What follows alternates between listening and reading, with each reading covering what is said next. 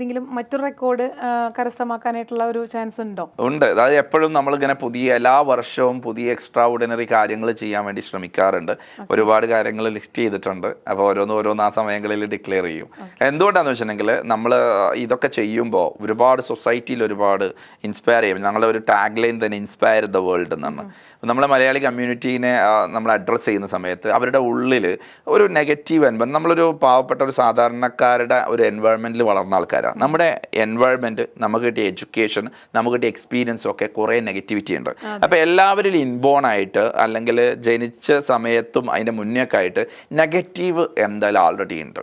Fully positive അല്ല നമ്മൾ.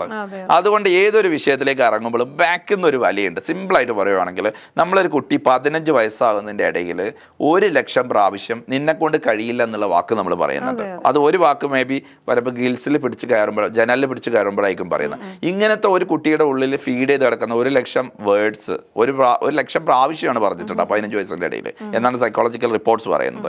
ആ കുട്ടി എന്തൊരു കാര്യത്തിന് ഇറങ്ങുമ്പോഴും ഒരു ബാക്കിലേക്ക് ഒരു വലിവുണ്ടാവും.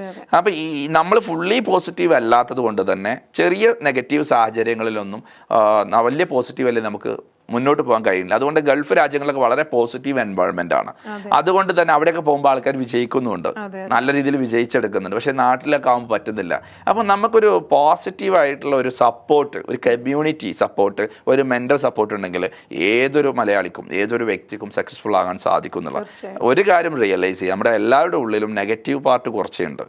അതിനെ എന്നാണോ റെഡ്യൂസ് ചെയ്യുന്നത്, അല്ലെങ്കിൽ അതിൻ്റെ മുകളിൽ എന്നാണോ നമുക്ക് പെർഫോം ചെയ്യാൻ പറ്റുന്നത്, അന്നേ നമുക്ക് സക്സസ് റേഷ്യോ ക്രിയേറ്റ് ചെയ്യാൻ സാധിക്കും.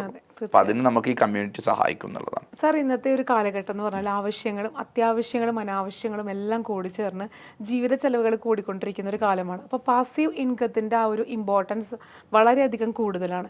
അങ്ങനെ ഒരു സന്ദർഭത്തിൽ അതിന് കിട്ടാൻ, പാസീവ് ഇൻകത്തിലേക്ക് എത്താനായിട്ട് ഒരാൾക്ക് എന്താണ് ചെയ്യാൻ സാധിക്കുക? എക്സ്പെൻസ് എന്ന് പറയുന്നത് എല്ലാ ദിവസവും കൂടിക്കൊണ്ടിരിക്കുകയാണ്. എല്ലാ മാസവും എല്ലാ വർഷവും നമുക്ക് കൂടിക്കൊണ്ടിരിക്കുകയാണ്. അപ്പോൾ എക്സ്പെൻസ് ഒരിക്കലും നമുക്ക് റെഡ്യൂസ് ചെയ്യാൻ പറ്റും. ആവശ്യത്തിനാവാം, അനാവശ്യത്തിനാവാം, അത്യാവശ്യത്തിനാവാം.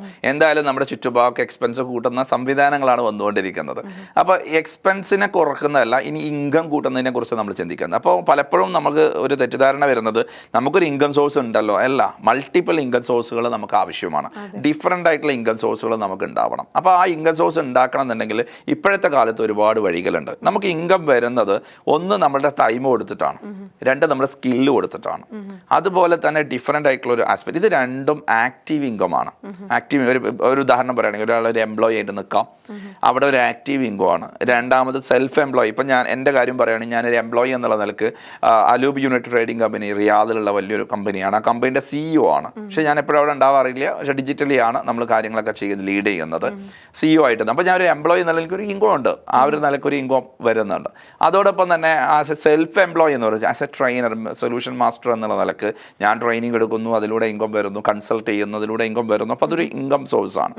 അതുപോലെ തന്നെ ബിസിനസ് ഓണർ എന്നുള്ള കൺസൾട്ടിങ് കമ്പനികളുണ്ട്. അപ്പോൾ ഈ കമ്പനിയിലൂടെ ഇൻകം വരുന്നത്. അപ്പോൾ ഈ ഇൻകം സോഴ്സിൽ നമുക്ക് ആക്റ്റീവ് ഇൻകത്തിൽ നമ്മൾ ആക്ട് ചെയ്താൽ മാത്രമേ നോ വർക്ക് നോ പേ ആണ്. അപ്പോൾ അത് കിട്ടുള്ളൂ. അപ്പോൾ ആക്റ്റീവ് ഇൻകം വേണം. അതുപോലെ തന്നെ നമ്മുടെ പാസീവ് ഇൻകം വേണം. നമ്മളില്ലാതെ നമുക്ക് ഇൻകം വരുന്നത് അത് വ്യത്യസ്തമായ മാർഗ്ഗങ്ങളുണ്ട്. ഒന്ന് ബിസിനസ് ഓണർ എന്ന നിലയ്ക്ക് നമ്മുടെ പേരിലൊരു ബിസിനസ് ഉണ്ടെങ്കിൽ നമുക്ക് ഏതെങ്കിലും സ്ഥാപനത്തിൽ ഇൻവെസ്റ്റ്മെൻറ്റ് നടത്താം. അങ്ങനെ നമുക്ക് ഇൻവെസ്റ്റ്മെൻറ്റ് വരും. അതുപോലെ എന്തെങ്കിലും പ്രോപ്പർട്ടികളിൽ, ഇപ്പോൾ ബിൽഡിങ്, അതുപോലെ തന്നെ എന്തെങ്കിലും പ്രോപ്പർട്ടികളിൽ നമുക്ക് ഇൻവെസ്റ്റ്മെൻറ്റ് നടത്താം. ഷെയറുകളിൽ ഇൻവെസ്റ്റ്മെൻറ്റ്, മ്യൂച്വൽ ഫണ്ടുകളിൽ ഇൻവെസ്റ്റ്മെൻറ്റ് നടത്താം. അങ്ങനെ മൾട്ടിപ്പിൾ ആയിട്ട്. ഇപ്പോൾ ഒരാളൊരു ചാനൽ തുടങ്ങിയാൽ പോലും അതൊരു പാസീവ് ഇൻകം ആണ്, ആക്റ്റീവ് ഇൻകം അല്ല, പാസീവ് ഇൻകം ആണ്. ഡിജിറ്റലി ഒരുപാട് സംവിധാനങ്ങൾ ഇപ്പോൾ ആൾറെഡി ഉണ്ട്. അപ്പോൾ ഇങ്ങനെയുള്ള ഒരു ഇൻകം ഉണ്ടാക്കാൻ വേണ്ടിയിട്ട് ഡിഫറെൻ്റ് ആയിട്ടുള്ള അങ്ങനത്തെ മൾട്ടിപ്പിൾ ഇൻകംസ് ഉണ്ട്. നമ്മൾ ട്രെയിനിങ്ങിലൊക്കെ പഠിപ്പിക്കുന്നുണ്ട്, 7 ഡിഫറെൻറ്റ് ഇൻകംസ് ഒക്കെ പഠിക്കുന്നുണ്ട്. അപ്പോൾ 2 തരം income, passive income, active income ഒരാൾക്ക് ഉണ്ടെങ്കിൽ മാത്രമേ ഈ കാലത്ത് സർവൈവ് ചെയ്യും. അതായത് എക്സ്പെൻസ് റെഡ്യൂസ് ചെയ്യുന്നതിനെ കുറിച്ച് ആരും ചിന്തിക്കേണ്ട, അത് കൂടിക്കൊണ്ടിരിക്കും. ഇൻകം കൂട്ടുന്നതിനെക്കുറിച്ചും അത് മൾട്ടിപ്പിൾ ഇൻകം ഉണ്ടാക്കുന്നതിനെക്കുറിച്ചും ചിന്തിക്കുകയാണെങ്കിൽ 100% നമുക്ക് റിലാക്സ് ചെയ്ത് പോകാൻ പറ്റും. പിന്നെ പലപ്പോഴും ഈ ഇൻകത്തിൻ്റെ കാര്യത്തിൽ നമുക്കതിൽ സേവിങ്സ് ഉണ്ട്, എക്സ്പെൻസ് ഉണ്ട്, അതുപോലെ തന്നെ ഇൻവെസ്റ്റ്മെന്റ് ഉണ്ട്. സിമ്പിൾ ആയിട്ട് പറയുകയാണെങ്കിൽ ഒരാൾക്ക് ഇൻകം വരുന്നു, അയാൾ ഉപയോഗിക്കുന്ന രീതി ഇൻകം മൈനസ് എക്സ്പെൻസ് സമം 0 ആയിരിക്കും. ആ ഫോർമാറ്റ് തെറ്റാണ്. ഇൻകം മൈനസ് സേവിങ് സമം എക്സ്പെൻസ് ആണ്. ഇൻകം 1,00,000 വന്നു കഴിഞ്ഞാൽ അതിന്റെ സേവ് ചെയ്തതിന്റെ ബാലൻസ് ആണ് എക്സ്പെൻസിലേക്ക് പോകേണ്ടത്. അല്ലാതെ ഇൻകം വന്നിട്ട് എക്സ്പെൻസ് കഴിഞ്ഞിട്ട് ബാലൻസ് സേവ് ചെയ്യാൻ കഴിയില്ല. കാരണം സേവിങ് ഇപ്പൊ നമ്മൾ സാധാരണക്കാർ ചെയ്യുന്നത് ഇൻകം മൈനസ് എക്സ്പെൻസ് സമം സേവിങ്സ് ആണ്. ഇത് റോങ് ആണ്. നേരെ സേവിങ്സ് ഇപ്പുറത്തേക്ക് വരണം. ഇൻകം മൈനസ് സേവിങ്സ് സമം എക്സ്പെൻസിലേക്ക് വരണം.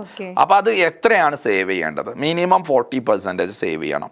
40% സേവ്. ഇതിന്റെ കറക്റ്റ് റേഷ്യോ പറയുവാണെങ്കിൽ ഇതിന്റെ വേറൊരു ഫോർമാറ്റ് കൂടി പറയണം. അതായത് E=MC² എന്ന് പറയുന്നത് പോലെ ദ സൊല്യൂഷൻ മാസ്റ്റർ ഒരു ഇക്വേഷൻ ആണ് income minus savings equals expense എന്ന് പറയുന്നത്. അതെ, ലോകത്ത് അധികം ആൾക്കാരെ നോക്കിക്കഴിഞ്ഞാൽ അയാൾക്ക് 3 തരം പ്രശ്നങ്ങൾ കാണണം. ഒന്ന് ഫിസിക്കലായിട്ടുള്ള പ്രശ്നങ്ങളാണ്, 2 ഫിനാൻഷ്യൽ പ്രശ്നം, പിന്നെ ഫാമിലി ഓറിയൻറ്റഡ് റിലേഷൻഷിപ്പിൽ.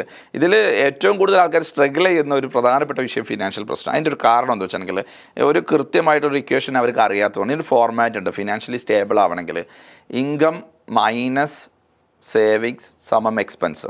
ഈ ഫോർമാറ്റിനെ കുറച്ചുകൂടി ഒന്ന് ഡിഫൈൻ ചെയ്യുവാണെങ്കിൽ 50-30-20 റൂൾസ് ആണ്. ഈ റൂളിനെ ഫോളോ ചെയ്യാണ് ഒരാൾക്ക് ഇൻകം വരുന്നതിന് 50% അയാൾക്ക് ചിലവാക്കാം, എക്സ്പെൻസിലേക്ക് പോകാം, കുഴപ്പമില്ല. അതിൽ 30% ഒരിക്കലും ചിലവാക്കാൻ പാടില്ല. അത് ഇൻവെസ്റ്റ് ചെയ്യണം. ഇൻകം കിട്ടുന്ന രീതിയിലേക്ക് ഇൻവെസ്റ്റ് ചെയ്യണം. സേവിങ്സ് അല്ല. സേവിങ്സ് എന്ന് പറയുമ്പോൾ വീണ്ടും നമ്മളത് എടുത്ത് ഉപയോഗിക്കും. അത് ഇൻവെസ്റ്റ്മെന്റ് ചെയ്യുക 30%. 20% നമ്മൾ സേവ് ചെയ്യണം. ഈ 20% സേവ് ചെയ്യണമെന്ന് വെച്ചാൽ അയാളുടെ സ്വപ്നങ്ങൾ റിയാലിറ്റി ആക്കണം. വീട് വെക്കാൻ ആ 20% വലുതായി കഴിഞ്ഞാൽ, ഒരു വലിയൊരു എമൗണ്ട് ആയി കഴിഞ്ഞാൽ വാഹനം മേടിക്കാം, അയാൾക്ക് യാത്രകൾ ചെയ്യാം. അതൊക്കെ ആ 20% നടക്കേണ്ടത്. അങ്ങനെ ആകുമ്പോൾ സ്വപ്നങ്ങളെ യാഥാർത്ഥ്യമാക്കാനും പറ്റും. ലൈഫ് ലോങ്ങിലേക്ക് അയാൾക്ക് പാസീവ് ഇൻകം കിട്ടുന്നതിലേക്ക് ഒരു ഇൻവെസ്റ്റ്മെന്റും ഉണ്ടാവും, എല്ലാ എക്സ്പെൻസും കടന്നു പോകും. അപ്പോൾ ഒരാളുടെ ഒരു 50% കൊണ്ട് അയാളെ എക്സ്പെൻസ് കൊണ്ടുപോകണമെങ്കിൽ അയാൾക്ക് എത്ര ഇൻകം വരണം? അതുകൊണ്ട് 50-30-20 റൂൾസ് ഒരാൾ ഫോളോ ചെയ്യുകയാണെങ്കിൽ ഫിനാൻഷ്യലായിട്ട് സ്ട്രഗിൾ ചെയ്യാതെ ഫിനാൻഷ്യൽ സ്റ്റേബിലിറ്റി ഉണ്ടാക്കാൻ പറ്റുമെന്നുള്ളതാണ്. അപ്പോൾ ഇതിനെക്കുറിച്ചുള്ള ബാലപാഠങ്ങൾ നമുക്ക് കിട്ടാത്തത് കൊണ്ടായിരിക്കാം പല ആൾക്കാരും ഇതിൻ്റെ പേര് സ്ട്രഗിൾ ചെയ്യുന്നത്. അല്ലെങ്കിൽ എക്സ്പെൻസ് ഇൻകം കൂടുന്നതിനനുസരിച്ച് ഒരിക്കലും സേവിങ് കൂടില്ല, ഇൻകം കൂടുന്നതനുസരിച്ച് എക്സ്പെൻസ് ആണ് കൂടുക. അതുകൊണ്ട് ഈ ഫോർമാറ്റ് ഫോളോ ചെയ്യുകയാണെങ്കിൽ എത്ര ചെറിയ ഇൻകം ഉള്ള ആളാണെങ്കിലും കുറച്ച് കാലം കൊണ്ട് സമ്പന്നനായിട്ട് മാറാൻ പറ്റും. നമുക്ക് തന്നെ അറിയാം, കുറഞ്ഞ ഇൻകം വരും, ചെരുപ്പ് കുത്തി കിട്ടിയ പണം കൊണ്ട് ബൈക്ക് മേടിക്കാൻ പോയൊരു കഥയൊക്കെ നമ്മൾ സോഷ്യൽ മീഡിയയിലൊക്കെ കണ്ടിട്ടുണ്ടായിരുന്നു അല്ലേ.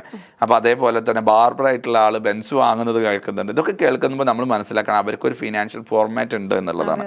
അപ്പോൾ കുറേ ഇൻകം വന്നതുകൊണ്ടല്ല അവരൊക്കെ സമ്പന്നരായതും അല്ലെങ്കിൽ അവരുടെ സ്വപ്നങ്ങൾ യാഥാർത്ഥ്യമാക്കിയും. ഉള്ള ഇൻകത്തെ മാനേജ് ചെയ്യുന്നിടത്താണ് അതിൻ്റെ ആർട്ട് എന്ന് പറയുന്നത്. അപ്പോൾ ഈ ഫോർമാറ്റ് ഫോളോ ചെയ്താൽ ഏതൊരു സാധാരണക്കാരനും അയാൾക്ക് ഫിനാൻഷ്യൽ സ്റ്റേബിലിറ്റി നേടാമെന്നുള്ളതാണ് സൊല്യൂഷൻ മാസ്റ്ററുടെ ഒരു കോൺസെപ്റ്റ്. ശരിക്കും പറഞ്ഞാൽ ഒരു ബിസിനസ് തുടങ്ങാനും അല്ലെങ്കിൽ അത് മുന്നോട്ട് കൊണ്ടുപോകാനൊക്കെ ചിലപ്പോൾ ബുദ്ധിമുട്ടുണ്ടാവില്ല. പക്ഷേ ഈ പറഞ്ഞൊരു equation like income minus savings equals expense എന്ന് പറയുന്ന ഒരു ഇൻകം അല്ലെങ്കിൽ 50-30-20 ആ ഒരു റേഷ്യോ ഒക്കെ നമുക്കത് കൺട്രോൾ ചെയ്ത് പോകണമെന്നുണ്ടെങ്കിൽ തീർച്ചയായിട്ടും ഇതിൻ്റെ സൊല്യൂഷൻ മാസ്റ്ററിൽ നമുക്ക് ആ ഒരു ഗൈഡൻസ് നമുക്ക് എടുത്തേ പറ്റും അല്ലേ. എന്നാൽ മാത്രമേ ആ ഒരു സർവൈവൽ നമുക്ക് കിട്ടുള്ളൂ. അല്ലെങ്കിൽ ചിലപ്പോൾ സ്ട്രഗിൾ ചെയ്തായിരിക്കുള്ളൂ ചിലപ്പോൾ മുന്നോട്ട് പോകുന്നത്. സർവൈവൽ സ്റ്റേജിലേക്ക് എത്തണമെന്നുണ്ടെങ്കിലും സൊല്യൂഷൻസ് കിട്ടണമെങ്കിലും തീർച്ചയായിട്ടും